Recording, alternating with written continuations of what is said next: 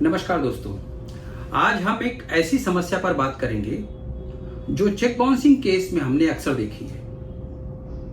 अक्सर ऐसा होता है कि कंप्लेनेंट जो है अड़ा होता है अपनी बात पर कि नहीं, मुझे चेक अमाउंट नहीं उससे ज्यादा पैसा चाहिए, जबकि अक्यूज जो है वो तैयार है चेक का पैसा देने को, चेक का पैसा भरने को। ऐसी स्थिति में जब अक्यूज चेक बाउंस का पैसा भरने को तैयार है और कंप्लेनेंट कहता है कि नहीं, मुझे तो पूरा ही पैसा चाहिए, सिर्फ बाउंस चेक का पैसा नहीं, मैंने जो पूरा पैसा इनको दिया है वो भी चाहिए, और कई बार ऐसा होता है कि वो कॉम्पनसेशन भी मांगता है। ऐसी स्थिति में कोर्ट क्या करे या अक्यूज क्या करे, इस पर सुप्रीम कोर्ट ने बहुत ही बेहतरीन उपाय बताया है, बहुत ही बेहतरीन गाइडलाइंस दिए हैं ट्रायल कोर्ट को, जिससे अक्यूज अगर पैसे देने को तैयार है तो उसको बहुत बड़ा फायदा हो सकता है।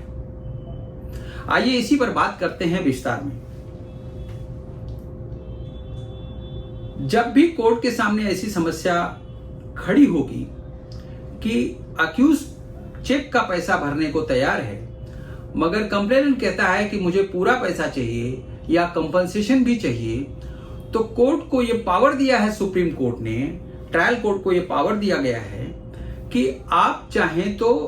अक्यूज को ये बोल सकते हैं कि आप गुनाह कबूल कर लीजिए और चेक का पैसा भर दीजिए, आपको सजा नहीं होगी। ट्रायल कोर्ट को ये सुप्रीम कोर्ट ने ये पावर दिया हुआ है कि अगर कंप्लेनेंट तैयार नहीं है और अक्यूज तैयार है सेटलमेंट को, और अक्यूज चेक का पैसा भरने को तैयार है, तो आप उसकी सजा भी माफ कर सकते हैं, उसको चाहे तो